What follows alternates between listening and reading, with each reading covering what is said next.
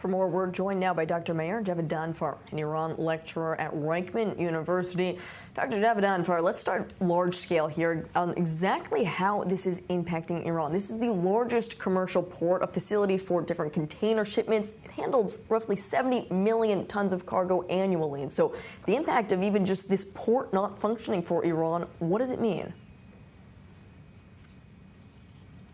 On inflation, because it's going to reduce the amount of imports that Iran can bring into the country. They might reduce the amount of goods that can enter into the country, and this is actually one of the major problems of the Iranian economy: high inflation. Something which the Islamic Republic wants to resolve by reaching a nuclear deal and getting foreign investment, and that way reducing the value of the dollar, and with it the inflation that is raging in Iran. So one impact is the fight for the inflation is going to suffer a setback. Another problem is that I think if you did a survey in Iran today, I think most Iranians would blame the Islamic Republic's mishandling of the economy and the country's infrastructure. And I think there's a huge reputational damage also done to the Iranian regime through this explosion. I think more and more people are going to hold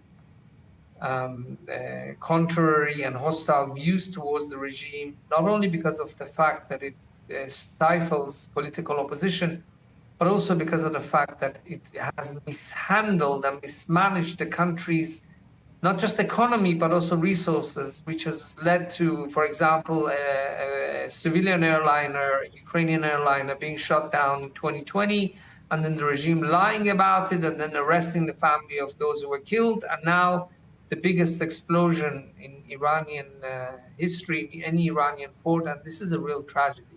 It's a real tragedy for the people of Iran. Just look at the high number of casualties. Heartbreaking. And it seems every minute we are still getting new updates. State media now claiming that that death toll has risen to 40. Still, as I mentioned, 1,000 have been injured. You talk about the message that this puts then on the regime. What should we make of Iran's messaging? Already trying to be a little bit transparent, show some leadership to try and not ignite this public concern. But what are the fears from the backlash, not only inside Iran, but also from the international community? I don't think this is going to have much of an impact on the international community. I think the Iranians are going to continue talking with the Americans. I think everybody knows that it's very unlikely that Israel is behind this. Certainly not the Americans, but also Israel, very unlikely, was behind this. Number one, because Mr. Trump is undertaking talks with the Iranians, and such an explosion would undermine these talks and would make Mr. Trump furious against Israel. And number two, if you look at the history of reported Israeli operations in Iran, they have always been very pinpointed. They have gone to great extent. All these reported Mossad operations in Iran, the planners went into great extent to avoid Iranian civilian casualties, because Israel views the people of Iran as its potential ally. And judging by the high number of civilian casualties in yesterday's explosion, it makes it even more unlikely that Israel was behind it. So I don't think that this is going to have an impact on Iran's external relations, but internally, I think it's going to make people even more angry against the Iranian regime and handling of the country. All right, Dr. Javedanfar, stay with us if you can. We're going to turn out to another major story happening in the midst of this major explosion is these ongoing nuclear talks with the United States. Both Tehran and Washington have agreed to continue nuclear negotiations after a third round of talks this weekend in Oman. But as diplomacy continues, President Trump warns if talks fail, military action is still on the table. Here are the details. After 6 hours of negotiations in Muscat, Iran and the United States have agreed to meet again for more nuclear talks next week. This third round is being described as productive, but also the toughest yet, with expert teams involved for the first time, working to draft a framework for a potential deal and exposing sharp divisions. This time around, the negotiations were considerably more serious. Eventually, our discussions delved into more detailed and technical areas. A senior U.S. official cautioned that there is still much to do. The core dispute remains unresolved. Washington wants Iran to stop enriching uranium and import it instead. Tehran calls that demand non-negotiable. Another disagreement reportedly centers on the Trump administration's push to include Iran's missile program in the discussions. President Trump, in an interview with Time magazine, said he believes a deal can be made. He also confirmed he discouraged Israeli plans for strikes on Iran's nuclear facilities, saying, "I didn't make it comfortable for them, but I didn't say no." He added he prefers a deal over bombs, but if needed, he'll be leading the pack. Very willingly. Israel fears Washington is closing in on what it calls a bad deal, with reports claiming the U.S. isn't sharing enough details about the talks. With Iran's regime openly vowing to destroy Israel and backing regional terror proxies, Jerusalem says it cannot risk Tehran getting closer to a nuclear weapon. The next round of talks is set for Saturday, possibly in Europe. But with tensions high and trust low, the path to a deal looks as fragile as ever. So, Dr. Javedanfar, it seems even though we're progressing with these talks, the core dispute is still unresolved. Washington wants Iran to stop enriching uranium and import it instead. Tehran says that's non-negotiable. So how do the two sides get past this major hurdle? First of all, what you just said is very accurate.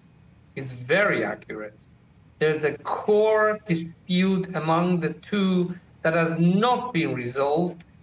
So I don't know how, there is no progress. There is no progress. They're just meeting.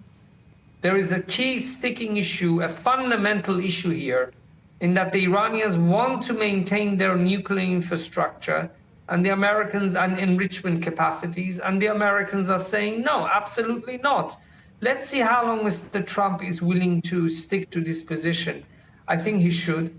The Islamic Republic of 2025 is much weaker internally and externally than the Islamic Republic of 2015. That's one reason why Trump should insist on completely dismantling of Iran's nuclear program. Another reason is that the Iranian regime, after October 7th, has proven to Israel what a deadly enemy it is. And number three, the Iranian regime in 2023 gassed 1,200 Iranian schoolgirls, its own flesh and blood, its own people, as kind of retaliation against the women uprising in Iran. When you put all these three reasons together, I really, really hope they will convince President Trump to stick to his position. It's now or never in terms of making sure that the Iranian nuclear program is dismantled if possible. If it's not, it's still not the end of the world, to be absolutely honest with you. I don't want to portray it as the Armageddon. If it's not, there are still ways Israel can live with a nuclear program of Iran with limitations. But if this is the opportunity that we should really try to press in order to dismantle Iran's nuclear program because of what it did in October 7th, because of what it does to the Iranian people, and also because the regime is much weaker than it was in 2015. A very crucial time period that lies ahead of us, it seems. Dr. Meir Javedanfar from Reichman University, thank you so much for giving us your analysis and joining us.